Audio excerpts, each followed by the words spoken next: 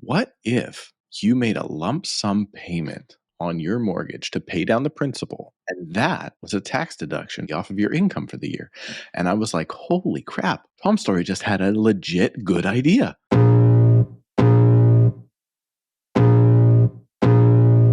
Welcome to the Tom Storey Show with Steve Karrasch and Tom Storey, where we discuss everything real estate or whatever else is on our minds.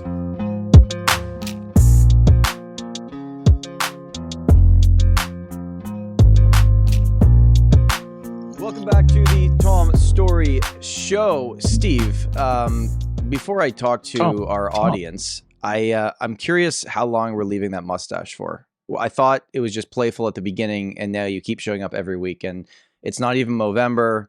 What's going on? What caused this? Like, I don't think your better half approved. Joe, she hates it. I think it's all right though, and not much longer. I actually think it looks fine. It's just an interesting time of year to bring it out. Now that it's past the lip. No, I started this on my summer vacation. That's how long it takes me to grow any facial hair. Oh, it looks good though once you get it there. Multiple months in, and now it's like starting to touch my bottom lip, and it is my favorite comment of all time from 2 weeks ago was someone asked what they thought your mustache smelled like. That was one of the best that I've ever seen. Well, welcome back to the show. Thank you guys for being here. Thank you for Realty Ninja for sponsoring this podcast. And like we said in the last episode, if you guys have been showing up every week and you haven't subscribed, we really would appreciate it. Mostly just because it allows us to get bigger guests on the show. And you've seen the run that we've been on with guests, getting people that know what they're talking about and are, fairly high profile, I'd say. Otherwise, it's just going to be me and Steve every week. And we can't do that forever, right? We can't be a real estate podcast that doesn't have guests, right, Steve? That only has the hosts on every week. That just doesn't work. In my opinion, that wouldn't work at all. Yeah, it doesn't work. And don't forget, tell a friend. Tell a friend. Word of mouth is the right way to spread a lot of this stuff. So. Tell a friend. What you should also tell a friend is that at some point, I can't give exact dates away, or maybe Steve, you can give me exact dates. In November, Steven is coming to his favorite city in Canada again, and we've kind of gone back and forth. It's not my favorite city. We've gone back and forth on the idea of doing a live Sunday morning podcast with the two of us when you're in town, where nothing would be pre-recorded. We would just go live on YouTube and then probably put it on the audio platforms as soon as we can afterwards. Do you think that would work, Steve? Or do you think we should just pre-record it? Let us know in the comments. What I'm trying to, just so everybody knows, is a fight between Tom and I behind the scenes. I want to do on November the 3rd a live podcast where the chat can be open and we could have a lot of fun. And we would set that day for November the 3rd, and we would probably have all sort of technical issues and then not actually be able to even have any podcast at all. So the only problem with that is the audio people would not get it for a few hours. Yeah. And I just remember to press record. It bugs me on YouTube that when you do a live, once it's done, it goes into the section of the profile that says live instead of just all video. And I feel like people would miss it, but let us know in the comments. Maybe that'd be fun if we give you enough notice that we can just have a bunch of people on that live to just do a Q&A style episode. I think 9 a.m. to 10 a.m. Eastern, November the 3rd, if the people want it. I think we'll do a poll on the channel too at some point, I would think. Yeah. We'll throw a poll up there as well. Sure. All right. Put that on the books. Yeah. All right. Well, I want to get right into it today. Our market is at a point where it's okay, showings are up. We are getting more offers than we previously had. The summer was dull, let's just call it. Things are starting to move again. Still, the biggest I've ever seen momentum difference between one property type and another property type. The more expensive property types that are freehold ownership and even condo townhouse ownership. We listed one the other day and got an offer within 24 hours on it. And then you put up a $550,000 condo and it sits for 60 days. So it's the biggest difference I've ever seen. I've got a few kind of things I could share, but why don't we start with you, Steve? What's going on for you now on the ground level? You want me to start? You share. I don't want this to feel like the Steve Karrasch show. This is the Tom Storey show. Okay. So after the 3 rate hikes the new mortgage regulations and things. And I wanted to wait a little bit to have a real discussion about the new mortgage stuff. You just said hikes. You're still in hiking mode. They're I'm in hike mode. I'm in hike decrease mode. Yeah. The decreases, the cuts, and there's more cuts coming, and the next cut could be a big cut. What we've noticed is that we have had a lot more inbound calls from people that want to buy real estate, but still, for the most part, they're end users, people that want to buy it and live in it. And yeah, that sounds like, what would be a typical situation. And then on the listings that we had over the summer in the condo sector, that were fairly quiet, because it's not like that's news to anybody. That's the entire condo market. We're getting way more showings and we're getting offers. Now, not all the offers are great. Not all of them are working out. And I actually have had a few recently. I've sold the same property, Steve, 3 times now. And it's currently sold conditional again. And I'm hoping the third time is the charm, if the saying means anything. But what's the problem? Buyer financing, inspection? What's the problem? It was an inspection issue on one of them. And I think a secret cold feet on the other one that said there was another issue. But, there's only so much you can do. I'm going to save my... Okay. Yeah. Okay, go. I've got something to say after, but this is the Tom Storey Show. No. This can be the Tom and Steve show. Go. No, that's what I have to say. Like, what I'm noticing is that it's not as bad as the summer, which is like kind of obvious. Okay, it's supposed to be a fall market, but it's not a crazy fall market either. That didn't happen. The rate decreases so far. I'm not going to say hikes again. The rate decreases so far have not changed sales volume. Sales volume is still relatively low. And I think this will remain until the end of this year. It's not going to be a banner year at all. Sales volume in Toronto is probably going to beat last year, but like that's not really saying anything. But I do have an opinion on 2025. But before I share that, it's a Steve Karrasch show. Steve, let me know what's going on in your neck of the woods. Welcome to another episode of the Steve Karrasch Show. Yeah, I mean, similar-ish. So I've got stuff now that's sitting on the market 3 months and nobody's interested. I got stuff that's sat on the market for 2 or 3 months and they're all selling now. I've got a lot of that. And I've got stuff that's, multiple offers first day on the market. So it's a real mixed bag. But I had this one property. We've been on a few months now where the price wasn't that far off of what the seller wanted originally, but it was off. Well, no, I guess what they wanted originally was probably a lot higher. But it was within market value. It was within the recent sales when we got it sold. But after the inspection, I was like 2 cocktails in on Saturday night and I get the email at 8:30 at night. I'm not sure why realtors choose to work at 8:30 at night on Saturday nights, but shit only hits the fan after hours when there's issues. It can never be during the day. Never. Well, you're busy at your real job during the day. And then actually I shouldn't say that. This realtor was fantastic to deal with. He's obviously not long in the business, but a really, really good realtor that ended up getting the deal together. Spoiler alert. But I just get the email. And like I said, I'm just about to take that first sip of my second old fashioned, right? Last day in September, like on the back deck, just before we pack all the furniture away. And I get the email and I'm an idiot that looked at my phone. And the inspection report comes back and there's 19 items they want rectified. And I'm just like, 19. So obviously I'm a drink in and I just emailed the guy back. I'm like, dude, 19 items, get real. Send me the deal breakers. This ain't happening. Yeah.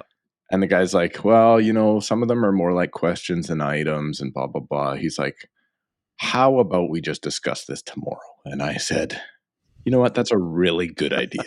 But we whittled it down to 11 items. That's still a lot. It is a lot. And they were piddly things. Like my guy's like, I can't even believe they're asking for this. There was one fix that was like maybe $600 or $700, but they were like the bathroom tap, when you turn it off, it continued to drip for like 4 or 5 seconds. Right. And so it's like, we want that fixed. And I'm like, yeah, but what do you want to do? Do you want to lose the sale over a bathroom faucet, or is the buyer really willing to walk away over a bathroom faucet? I think they are, because I'll tell you, I wish in my current situation that they had come back and said, hey, we did the inspection and we found this and this is what we'd like to be fixed. I didn't even get a shot. I just got an email saying we did the inspection. The mutual release is attached to this email. Our buyers got spooked. they didn't even ask for anything. And honestly, in my opinion, like looking through it, it wasn't really that big of a deal. And what I will say is like, we actually had our own pre-home inspection for this specific scenario. And whenever I say to them, no worries, can you send me over the inspection that was done by your person so I can make sure that our clients are aware of anything that we may have missed? They never want to send it to me. Never. Yeah. So never they just want to send it to me. They're just backing out because of other things. Yeah, but you know what? But I know we're like kind of joking, complaining about this right now because we're representing sellers in this situation. But like, hey man, buyers have asked for years to have less competition, to be able to negotiate more, to have options. Like it exists. It exists right now. It sucks. And you know this now, when on the other side of it, you can just tie up a property for 10 days. Yeah. And have no real consequence for doing that. Because if you're on the market first 2-3 days, you accept an offer, and now you go through 10 days, and as a buying agent, you're not sure if your client's really even going to proceed with this just because they don't like the color of the bathroom tile.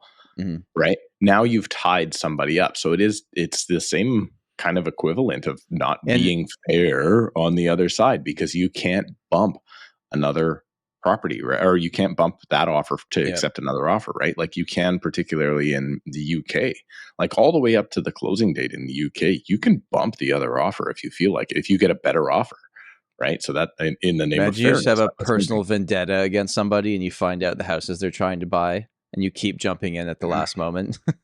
Yeah. But it's worse in Toronto because we when we're sold conditional and we receive that deposit, we update the listing to sold conditional. And when you do that, you get 20% of the showings you would have had previously, because people just like, they just assume that it's going to firm up, which by the way, I've had more fall apart in the last 6 months than I've had in the last 5 years. And I think most of it is just change their mind and use the condition as the reason why. I think we're at 61 firm right now, 9 collapse. So that's, do the math, 68 written contracts and 9 of them collapsed, and more than 10% collapse rate.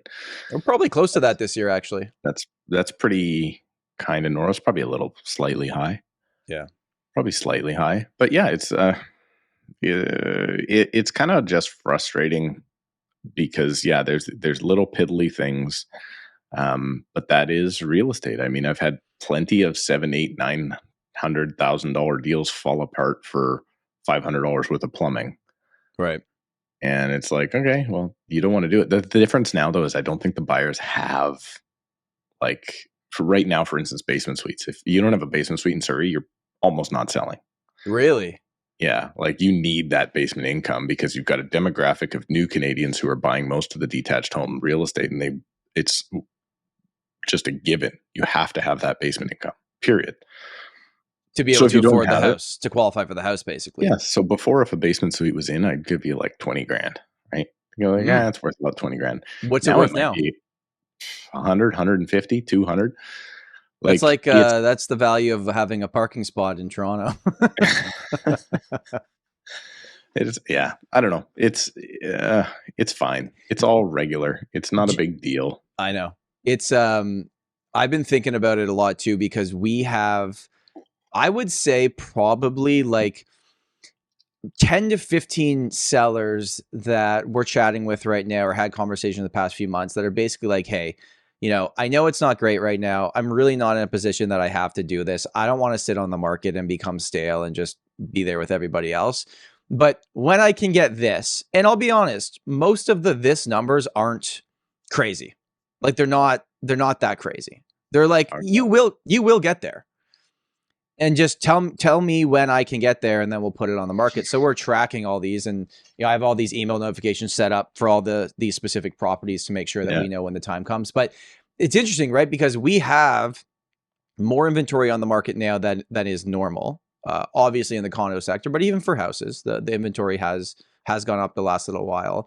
And I think we all think like, okay, well, we'll get into this in a bit, but new mortgage rules at the end of the year. How does 2025 start? Is there anything on the market? I'll also tell you, like, there's a lot of people that are ready to list that are just waiting. Like more inventory is on the way at some point, but they're waiting for the demand and prices to push up. Not crazy, but slightly. Are you Yeah, are you our finding people are in the inventories same? Yeah. our inventory is increasing, Yeah, every and month for us. yeah, I'm interested to see kind of how much of that is September kind of numbers washing out, and then what it looks like as we progress through October, and how does that really go? Because here's the thing: if you have higher overall inventory in November than you did in September, you're in Yeah. trouble. Yeah, not The great because it market's in didn't get trouble, absorbed. Yeah. right? Because it should be falling off. And there's a few years where September's higher in overall listing inventory than, say, the summer. Few Sure. years, but there's like if you look at that November being higher overall inventory than the summer, that's like 2007, 8. That's Well, like really bad stuff. what's motivating your clients right now to buy or sell? Like, what are the factors that are? I'm going to Most look at of our my list here too. most of our buyers in the last little bit have either been first time buyers, but not that. No, most is investors right now. Condo investors, yeah. Investors. Condo investors, detached home The last investors. time we did an episode was then on investors. We got so much hate in the comments, just even saying that That's all right. investors might be interested again. That's because those renters are pissed off. Mm. But that's just not the way it is. I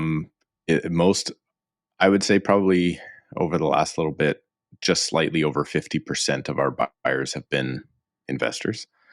And all sorts of stuff. Like they're looking at all sorts of options. Still cash flowing negative on all of them, by the way.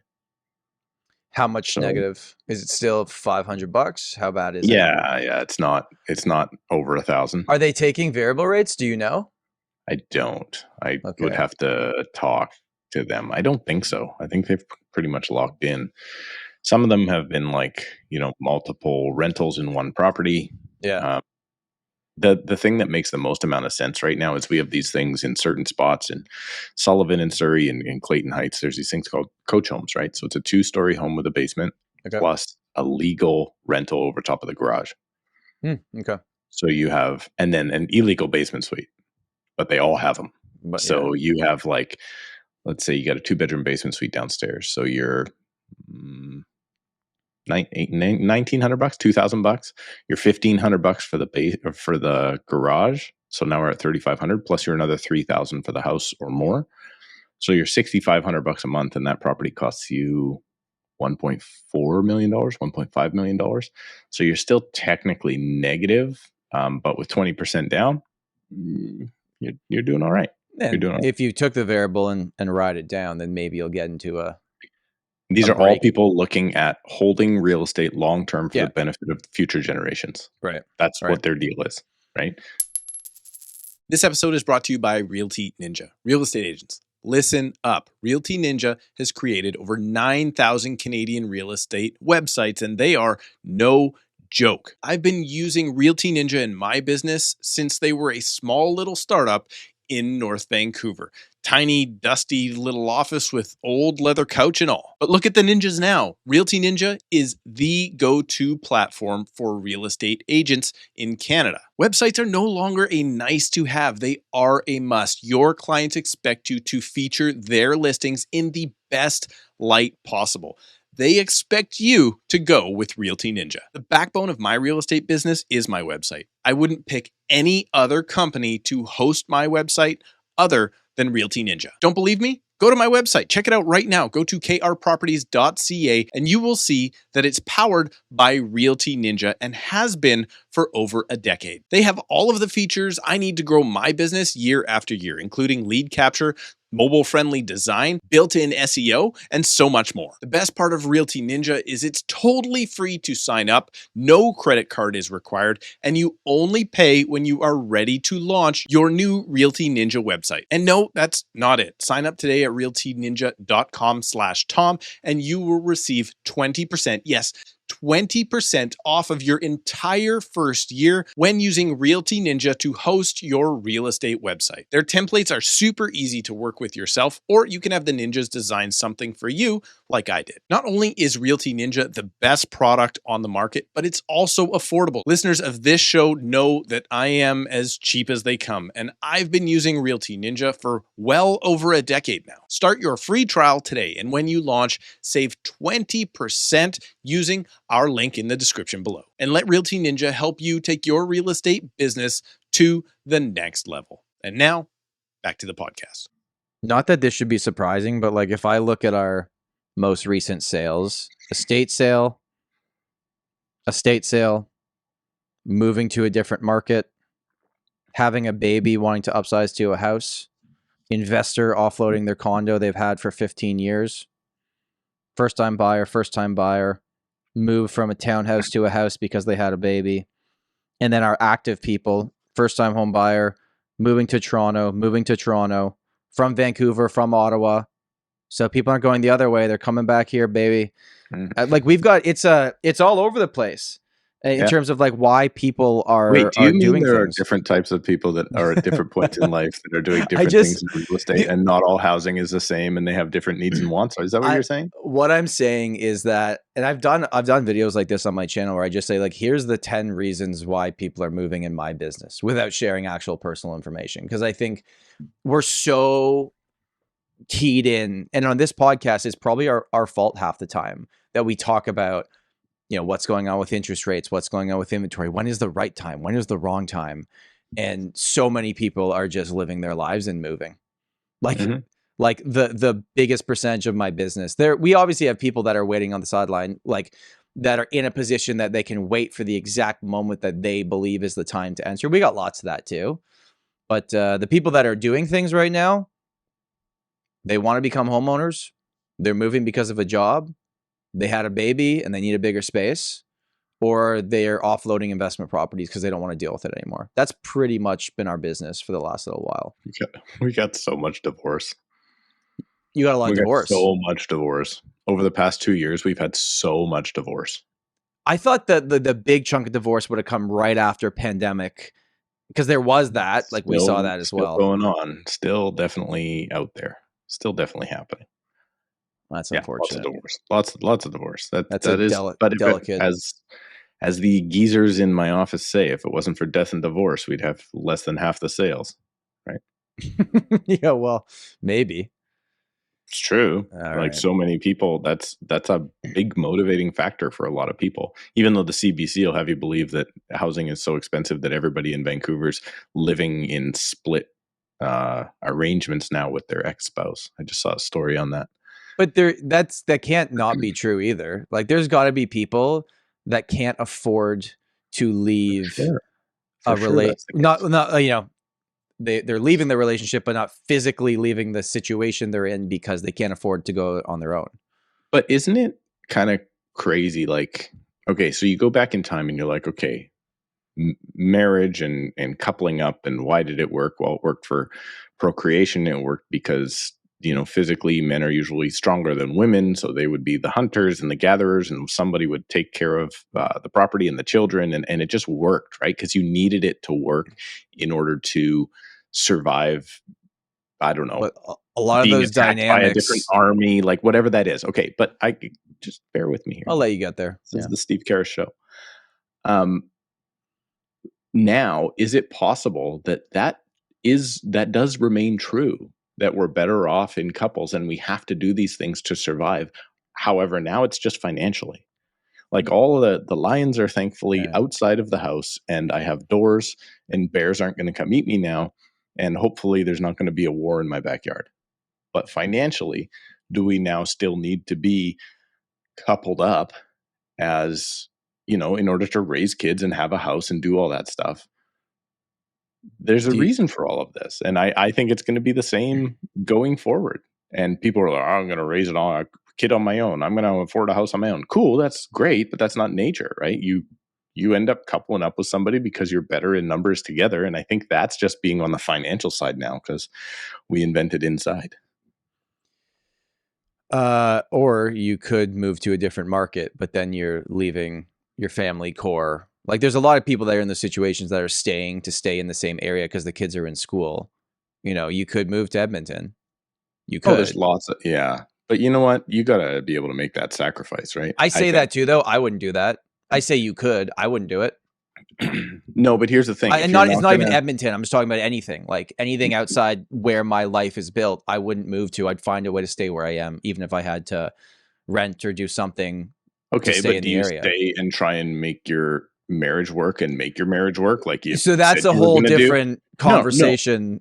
No, it's not. No, it's not. No, it's not. It's the same Would conversation. I personally, I don't think this is a real estate conversation for today. It is a real estate conversation because you need to do this in order to stay in your house, right? So that's the question. Are you going to stay together or are you going to do it? Oh, am I getting too touchy for your young generation, Tom? No. I'm just saying, you're better off. Like, get out there, go stop meeting people online and swiping left or right or whichever way you kids swipe these days. Go meet somebody, make a life with them, and your life's going to be better off. And you're going to be able to afford housing as a result. You seen that Mormon show on Disney? No, but I am watching Chimp Crazy right now, and that is an awesome show. Crazy. I have. Thanks for giving that a plug in here. Yeah. Let's get to something else because I've just touched a nerve with Tom Storey. No, you haven't touched a nerve. I've made a commitment to my partner who I've been with for over a decade, and we have 2 children. That obviously we're on the same team here. We're together in this. Stay on that theme. So what I'm saying. Yeah, I'm not going off track. But lots of people I know, and actually, interestingly enough, in the real estate industry, you can look at all industries if you really want to get into this. There are more highly successful women, in my opinion, from what I've seen in the real estate industry, that have all the market share, that run massive operations, comparative to some other industries, and because of that, are very likely breadwinners in their homes for the most part. A lot of people that I know personally all got divorced in the last 3 years. Mm-hmm. All the very successful women in the industry that I know very well, not all, but like honestly, there's a running list here. It was like a joke after COVID within the group. They all have decided like, nope, I'm moving on. Whatever was working before, I've decided that this is, and they all have kids. Like it doesn't matter if you're men, women, anybody else in the middle. What I'm saying is if you put your business ahead of having a good family, your life's going to suck. So guess what? Now I would want to try and make my marriage work or move on. I wouldn't be like, by the way, just to save $300, we're going to waste our lives together in the same house. Like all these news stories are trying to say. Anyway, I'm sorry, Tom. I'm sorry, millennial people listening, that I triggered you. Hey, kidding. You made me feel not great, Steve. I love you, Tom. I love you. All right. Do you want this actually, do you want a hug? No, I'm okay. When you come to do the live podcast, you can give me a pat on the back or something. Yeah. This is actually a question for the YouTube viewers because I'm just curious because I think I know the answer from Steve and I've started noticing it more recently. Steve, how often do you look at your bank account? 4 times a day. Is it actually 4 times a day? At least twice already today. And what do you think? No, once personal, once business. What changes from the morning to the afternoon in your bank account? My stocks, unfortunately, of course. Days, otherwise not, because it's all LinkedIn. Do they change a lot? Does it make your day? If you look in the afternoon and you see green, does it make your evening better? If you see red, are you in a bad mood? Probably. Yeah, right. Realistically, right? Probably. Yeah. Sometimes I took the stocks app off my phone, and I just now have the bank account app. So but I do have, like, for instance, in my business, you have when you switch to like banking for business, there's different charges at different balances. So I try and make sure my balances are always in the right order, that I'm moving money, excess money over into the trading account if I'm going to do investing or whatever. Yeah, I look at it all the time. I'd love to know from the YouTube audience. Let us know in the comments how often, because I'd say I'm at least once a day. Mostly actually before I go to bed is when I'm on my phone anyways, is where I check where things are at. And then I look at my business Visa card and go, what happened here? What did we Cutco? How often I know. Vonnie, darn Vonnie. I just, how often do you pay your Visa, your business Visa? Oh, I pay it off as soon as possible. I do not let a balance 4 times a month. Like I run it. I run it like every Friday or whatever. I'll just be like, nope, zero balance. Having any Visa debt is the last thing I'm ever interested in. Yeah. I pay that off right away. I literally shouldn't even really be using a Visa card if it wasn't for the points, right? Like otherwise I would rather just run the business account and just everything's taken care of. But I did just book a flight completely on point, so it's kind of nice once in a while. But man, that tap now that we've had for a few years in Canada, that makes it pretty easy. It was quick. Hey, last non-real estate thing, then we'll get real into the weeds here. I met Anita Painter, who we have to have on this show. She was in Toronto. Shout out Anita. Lots of people probably know Anita who listen to the show. And I went to go have a coffee with her at the new development in Toronto, The Well, that we've talked about a few times on this show. And I went in and I got an oat milk latte medium because my stomach doesn't agree with regular milk. And can you guess what the cost was? Sorry for your millennial stomach. Oat milk, regular coffee, just a drip coffee. Oat milk latte. It was a latte. Oh, I don't know latte. I don't know. $5.46. It was $7.33 after tax. Mm-hmm. And you know when you buy everything I do is I already think expensive plus 50%. Yeah, like it was the only thing I bought. So I actually saw it when I was about to tap. I went like, what? But like when you're at that moment, are you just gonna say no thanks? You've already poured the coffee. I'm not gonna tap. I'm just gonna walk away. Maybe that's what I should have done. I couldn't believe it. I didn't even want the coffee. I literally got the coffee just to have a coffee with someone else that wanted to have a coffee. You have something warm in my hands. Yeah. Anyways, yeah. okay. Secret time. I shouldn't say this here. Anita Painter is a super secret friend of mine. I probably am on the phone with her at least 3 times a week.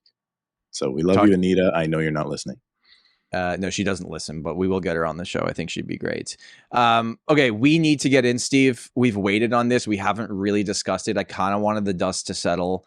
I know we've discussed it on our main channels, but on the podcast, the new mortgage regulations, my view has actually shifted on it. I know we both agreed on the 30-year for first-time home buyers. Who cares? It helps them get in the market. They don't stay there that long. I know they pay a bit more interest, but like it allows people to get in. The 1 million to 1.5, we can probably go in depth on that. But the more you kind of look at this, okay, let's take away political party, anything, and just say the government has told most Canadians, hey, we're not going to let the value of your house go down too much. They've also then told the people that do not own real estate, hey, we're going to help you get into the market. You've made both sides happy. You've made everyone in the YouTube comments extremely mad because we've seen this. but the YouTube comments aren't real life because I've seen both. It's not always real life. It's the reality of the situation, then how people feel about the situation, but how they act on the situation sometimes differently. On a government level, although I think this will be bad in the future, this is going to be bad. I'm going to have to buy properties for my kids because they're not going to stand a freaking chance. And I'm going to have to give it to them even though you think that's a terrible idea. It's great. Right? It's great politics. Terrible citizens. Terrible governance. I agree. Right? Great politics, terrible governance. Yeah. And that's what that has been. Well, we don't need to go into this again, but that's been the Liberal Party. They've done great politics, like them or love or not, which most people are not. Justin Trudeau is an amazing politician.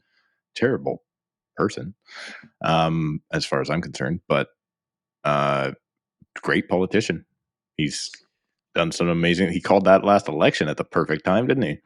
It's interesting though, like people that have brought this up to me, like clients of ours that are still renting, that are thinking about becoming first-time home buyers, and even a friend's parent said to me, like, "Hey, does this mean my son can afford to get into the market sooner than previously?" No, but on the monthly basis payments, like what the carrying cost is going to be. I'm like, yeah, technically, if you extend it out, your payments are lower every single month. You still need the down payment. You can qualify for the $1.2 million mortgage. No, he's going to do great.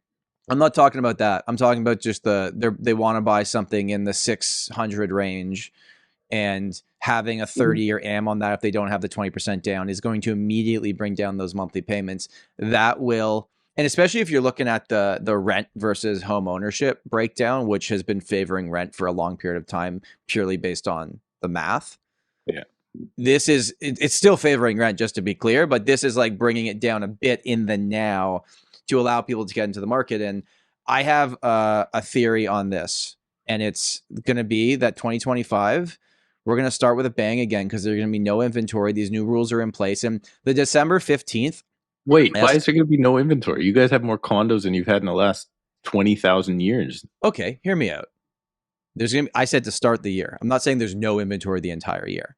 It happened this year. Steve, what happens on December 15th if your property hasn't sold? You beg for showings at Christmas. No, you take it off the market. December 31st. You take it off the market, all right? What's going to happen is that at the end of this year, a big, big chunk of condos are going to come off the market that haven't sold. Another chunk with people with variable rates that are trying to selling. If we get that big decrease in end of October, like we all think is going to happen, they might just take it off anyways. So we're going to go, there's going to be no action in December, like always. And then we're going to start 2025 with these new mortgage rules, which, by the way, I asked a mortgage broker, I don't think you can just like close December 16th now. Like there's going to have to be a leeway here. We're still waiting on the regulation on everything. So you might want to close after that or into the new year if you're going to think you're buying under those new rules today. It's going to increase demand.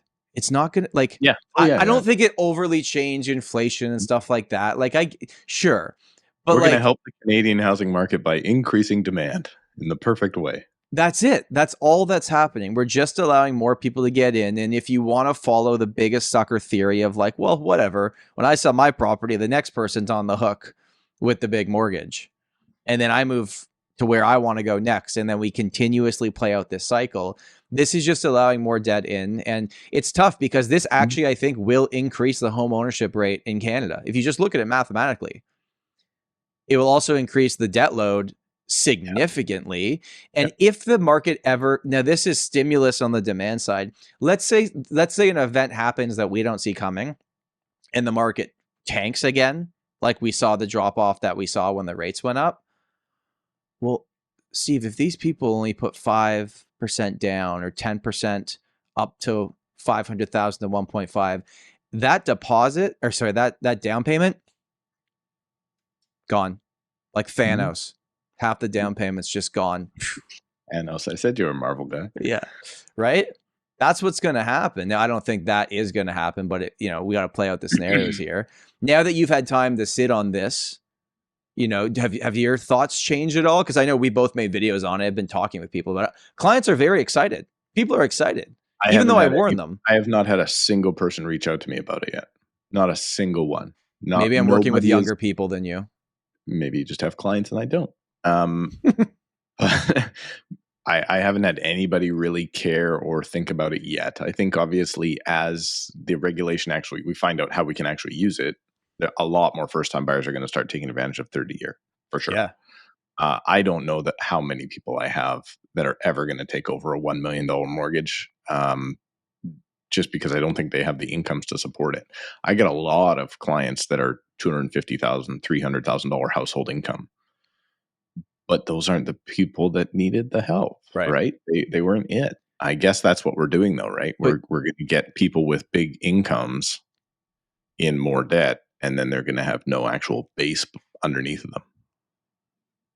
But everyone talks about the 1.5 number and running the numbers on that as like, oh my God, look at the mortgage you'd be taking. Yeah, it's actually going to have an effect on like those people that were like, like a 9999 townhouse with a strata fee versus a 1.2 townhouse style detached home with a basement suite, which is financially $1,500 actually probably better. So that's probably actually where really that $200,000 lift, which I thought they would do the increase to anyways. I'm surprised they went to 1.5. I actually think that allows a lot of buyers to unlock a lot more options and not put significantally less down. Isn't that crazy? Like the mortgage associations and everything were like, can you increase it please to 1.25? And everybody, and Krista Freeland's like, hold my beer, double it. Double it. When Kiki was on the show from Sagen, we had this discussion with her. And it was like, and at the time, it was like the 30-year AMs for first time home buyer was only for new properties, which we all kind of agreed, well, that's dumb. That's not going to do anything. When's this coming? And I actually texted her when the news hit. I was like, oh, it happened. Everything we talked about happened, but it happened. It was a bigger lift than I saw coming. You, my friend, though, had a great idea.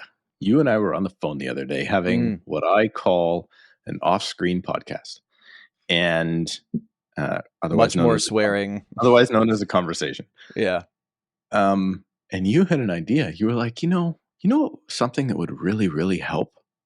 What if you need insurance? You need to go where I go, squareone.ca. At squareone.ca, you can get a quote done in just a matter of minutes. If you're a tenant, landlord, or a homeowner and you need a policy, go to squareone.ca, or better yet, go to squareone.ca/The Tom Storey Show and save $20. That's squareone.ca/The Tom Storey Show for your discount on home insurance right now. What if you made a lump sum payment on your mortgage to pay down the principal, and that was a tax deduction or tax-free off of your income for the year?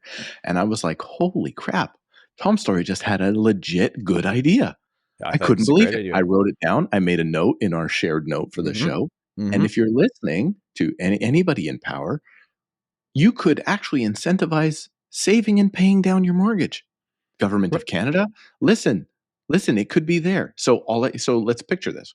Okay. If I can make a $5,000 lump sum on my property, whether or not that's increasing my payments, whatever it is, but that calculated number of a lump sum payment over a year extra, then let me deduct that off of my income tax. So maybe I save $500 on income tax. Maybe I save $1,000 on income tax for the year. It's not like I'm getting it all tax-free. I get $5,000 off my taxes, but make it a tax deduction. So I'm a good little saver and I get rewarded for being a saver. Because wouldn't you think that the goal is that, well, I mean, maybe this isn't the government's goal, but our goal here on the show would be to get people mortgage-free faster, right? That would be my main goal of real estate, my channel altogether. Like I want you for your primary residence, at least, right? That's probably where we're starting. Maybe this only comes into place on your primary. You can't do this on investment properties. And so maybe to for sure only be on your. Okay. So, and perhaps it's like, well, hey, if I have $1 million mortgage and make $150,000 lump sum, it's like, well, you don't get all that. Your taxes can't be zero. They'd probably cap it and say, like, per year you could do, I don't know what the equation would be, or up to, I don't know, $30,000, $35,000, $50,000, whatever. Even 10, whatever it is, even 10 would save us maybe $2,000 a year on tax. Because we have this on the getting into the market side of things with the first home savings account, right? Which is tax deductible, right? We have the TFSA, right? Which is great, and there's a limit to it. Now the people that have the mortgages that are trying to pay them down, allow them to do it where they're not being, and let alone, we're really just talking about people that have salaries and get paid and have money left over and want to do a lump sum payment and have it come off their taxes as a deduction. There's a lot of business owners that have money sitting in a corporation that makes no sense to take off and pay off thousands of dollars of interest because of how hard you get hit in personal taxes to take the money out. Just the math doesn't math. It doesn't make sense. Two of them may not be on this screen right now. Like I could be very close. I couldn't be mortgage free, but my situation on my interest over a period of time could be really whittled down here by one swift move that just financially makes absolutely no sense to do. Like it just doesn't make sense. So yeah, I agree. Talk to everybody you know. You should be allowed to do a lump sum that's tax deductible. And maybe we set an amount to it and you can do it once a year. It could reward the good little savers for once, as opposed to rewarding the people that just want to go further and further and further in debt. Just help us out.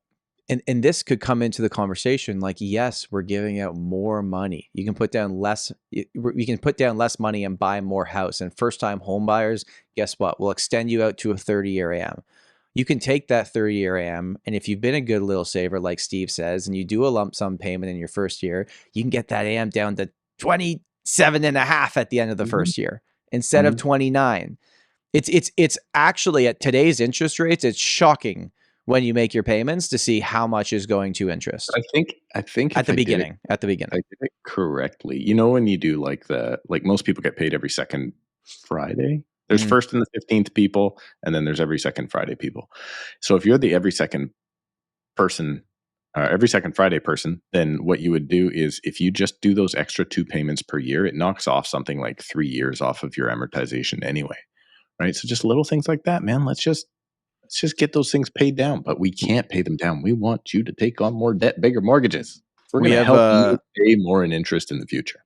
I've got a mortgage broker booked on the show at some point in the future, and I would actually love to spend a good chunk of that episode going over actual tactical advice for Canadians to pay off their mortgage faster and give real life scenarios and not just talk about it in theory, because I think that I have some of those, and they never get any views on my channel. Speaking of people in power that we can influence, maybe not in power for long. I ran into our buddy Ravi the other day, face to face, just by mistake. Did he acknowledge you? Did he just go? So I walk in. So I was in my office. We were doing like a little client. Then we had like an open house for clients and whatever it was. So we were going downstairs to feed the troops. So we went to the Cobbs. And I walk in, and my wife was kind of ahead of me, helping, gather everything up.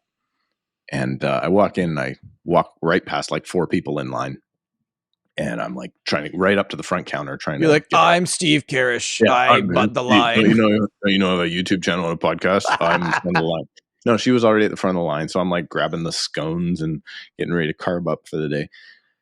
And my wife gives me like an elbow, like, give me one of these, right? I look over, and there he is, all 6'3" of whatever he is, Ravi. Is Ravi that tall?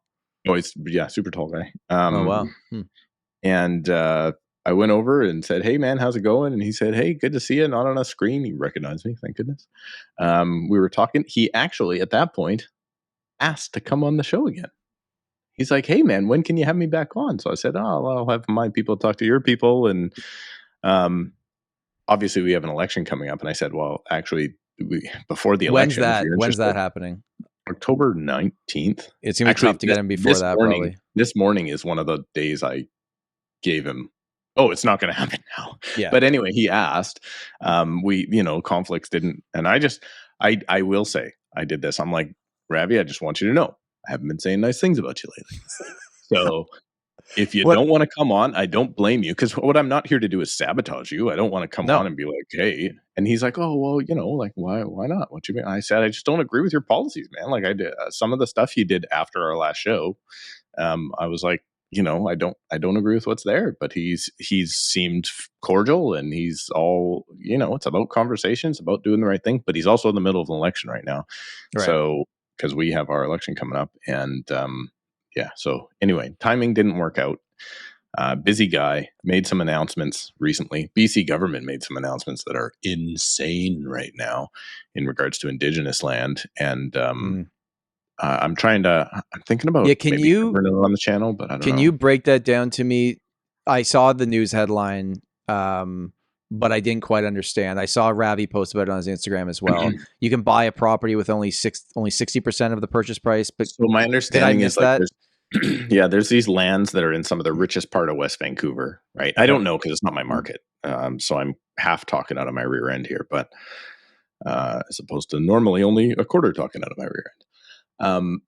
But it was there's this Indigenous land, and then they're going to build on the land. And if you qualify, which is like a certain income level and this sort of thing, you can buy them. Yep. Buy them. For everybody audio listening, I'm air quoting right now, buy them.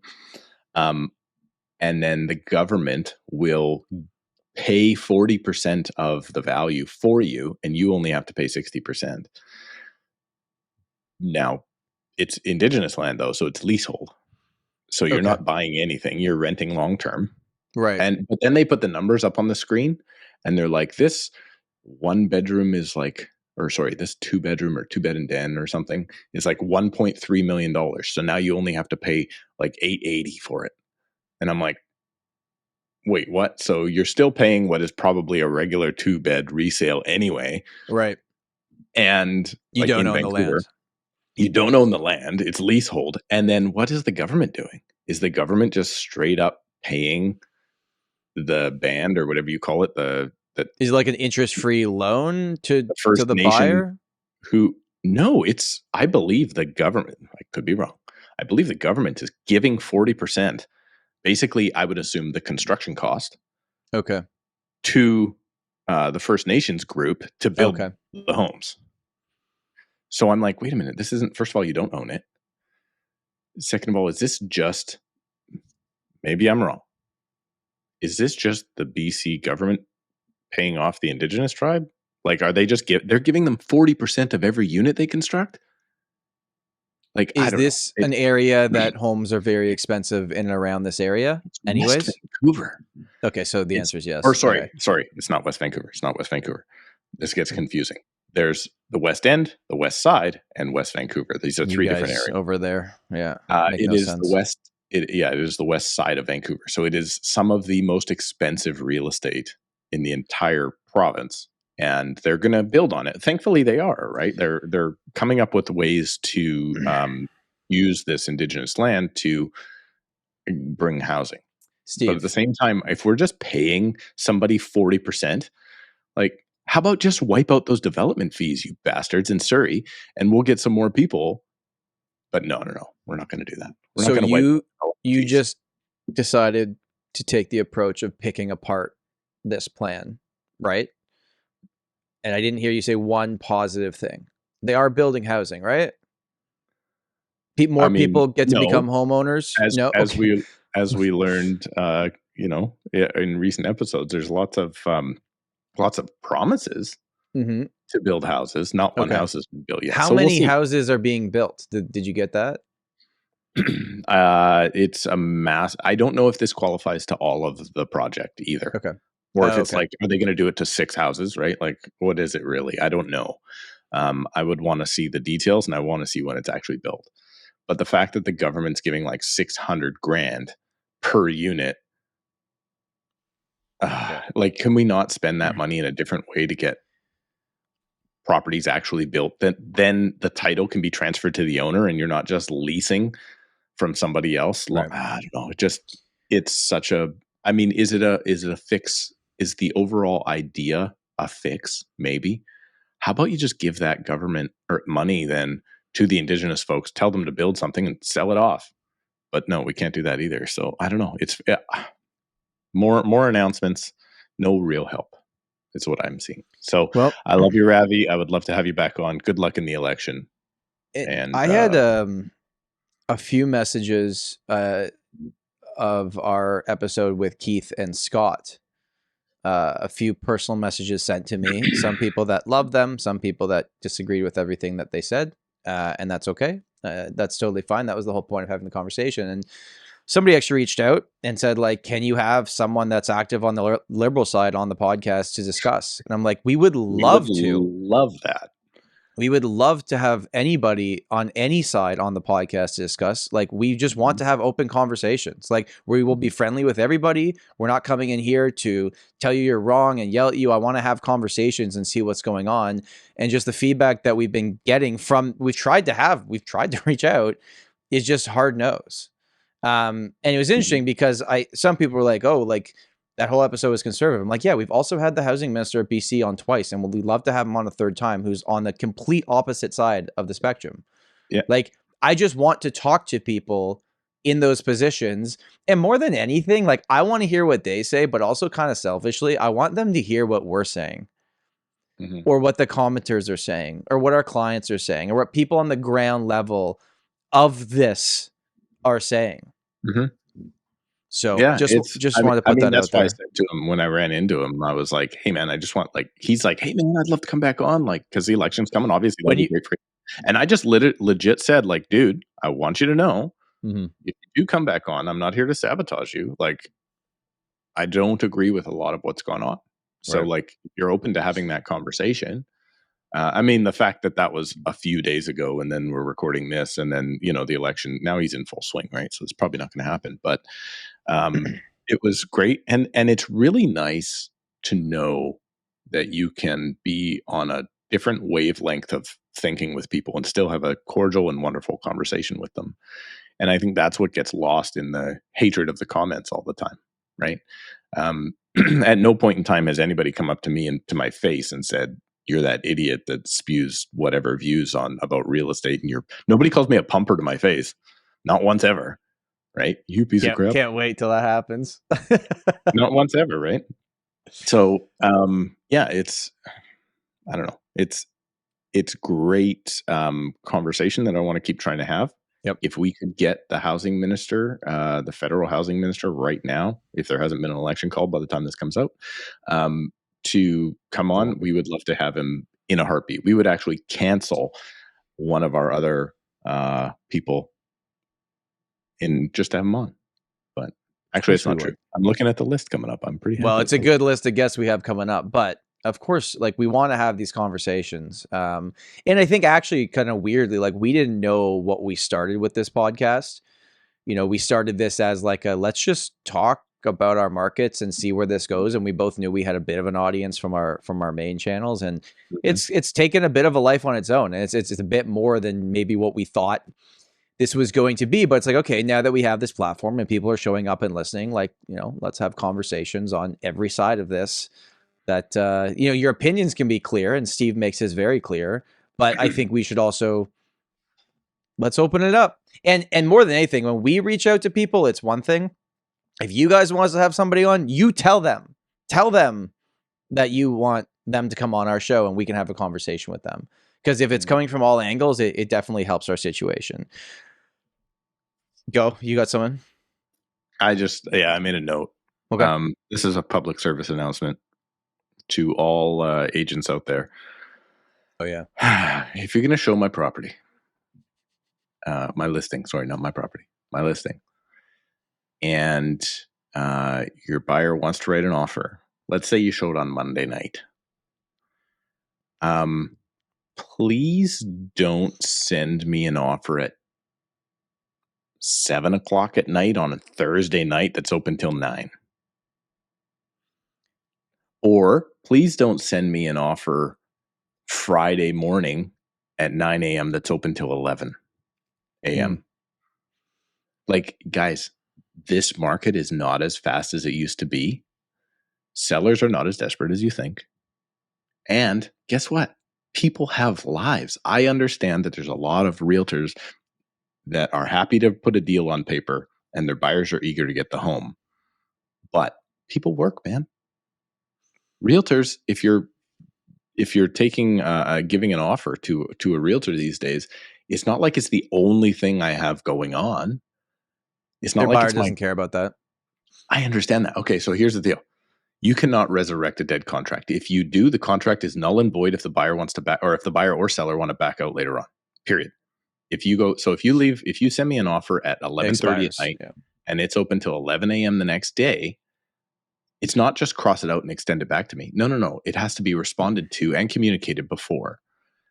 Stop putting these like, if you're going to lowball me right now, Tom, lowball me right now. You buyers, you got the power. Lowball me right now. But if just you're give me some time, my seller, let me go to them and let me put my sales technique in place and try and get them to a point where they're going to come together with the price. Take it or leave it. Okay. You know what they do? They flip you the bird and they say, leave it. I had something literally last night where we got an offer on something and they weren't willing to come up, and you know, I know we all have different perspectives on this, but like the value is very clear on the last sale. Like, it's hard to argue. And I sent the response to my sellers that this is what they said and why they believe this is their price, and they're going to stick to it. And I said, you know, what would you like me to do? And they're just like, I'd like you to very nicely ask them to go away. Yeah. And I thought that was kind of funny. But I just had this, like I just sold a property. It was definitely market value. It was definitely lower than my seller wanted. Right. And it took a long time. The property was on the market for a while. Like, it was a whole thing. And so I get this low offer, like a really low ball offer. But we got it together. We got it close. And there was just like, I needed this one term changed, like this one small term it was important to my seller. It had nothing to do with price or whatever. Like, it was this tiny little thing. And then the lady that I was dealing with, the realtor, was like, nope, we're not doing this. We're not doing that. This is our offer. Take it. And I just pulled her aside. I said, listen, this is exactly my words in negotiation. Listen, if you're going to lowball the shit out of us, at least let my seller have something of a win. Otherwise, he's going to tell you to beat it right now. Mm-hmm. You're on the 1-inch yard line, if that's a thing. We're almost at the touchdown. You got to give him something. Give him this small term that means nothing to the contract. Really, it just gives him a win.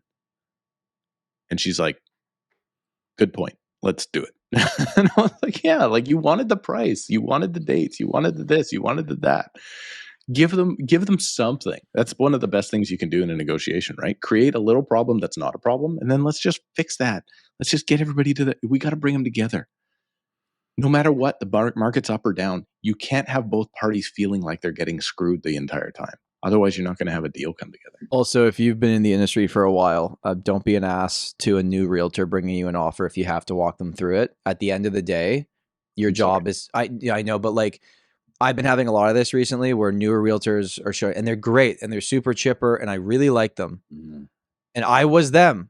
Like, but they're getting no leadership from their brokerage. But that's a whole different conversation. But it's like, they're making offers. I'm walking them through things, and I'm trying to be as nice as possible because all I care about at the end of the day, contractually and future business with my client, is that the seller is happy with the outcome. And sometimes you have to move things along and do a little bit more. If you don't really need to keep score when you're negotiating, it's like, if I did 80% of the work, who cares? Like. Yeah. That was my contract to my seller, and that's what I'm. And you don't want to lose it. Speaking of not losing deals, I have a note in there. You started telling me a story. It's the last note in our shared note here, Tom Storey. Yeah. You started telling me a story. I kind of told you to save it. I don't want you to say names or anything like that, but I do kind of want you to talk about it because I think it's important. So there's new regulation in our market called TRESA. And there's this RICO information guide, which is kind of like the minimum that any realtor has to show a potential client before they start working with them. And it's this, I think 11 or 12 pages, I forget exactly, that goes through like everything. It's really like, I think it's too long, but it does get the point across, right? It's way too long. And so we explain this to our clients when we meet with them, and we've actually kind of gotten ahead of this where even when someone books an initial appointment with us, we automatically will email them a video that explains this form, which, by the way, is the TRESA video that you probably heard ads for on, like, I actually use it. I use it all the time. I think it's great. It doesn't get me out of actually explaining the form, but it's another layer of like, hey, we made it very clear that this is what people need to know. And the reason that we're saying this is because someone recently, this didn't happen on my team or anything, but said like, a client is trying to get out of something and saying that they were never shown this form or whatever. And they might have been right, might have been wrong. And my whole thing was like, well, when someone books a call with me, and people know this if they've booked a call with me through our link, is they're automatically going to get an email explaining this entire thing. Mm-hmm. So it's like, I still have to do the paperwork side of things, but it's there, and it's made my life so much easier. So a client, for whatever reason, wanted out of their relationship with their agent, because they're saying, I didn't understand how agency works, and you didn't explain it to me correctly, as you're now supposed to. I can't even talk. As you're supposed to do now in Ontario, you have to explain that RICO guide, which is crazy long.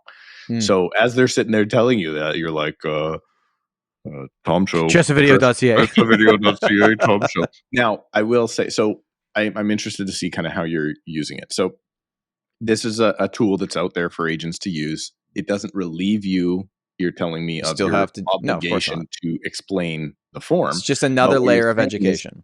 It's pushing out the education to the client. And to be like, listen, this is the level of professionalism we have. This is the agency. This is what it all means. This is the minimum you need to know before you start to transact. Yep. Right. And so they're obviously, I think a lot of agents in Ontario, we have something similar here in BC called the DORT, Disclosure of Representation in Trading Services. I call you a DORT. DORT.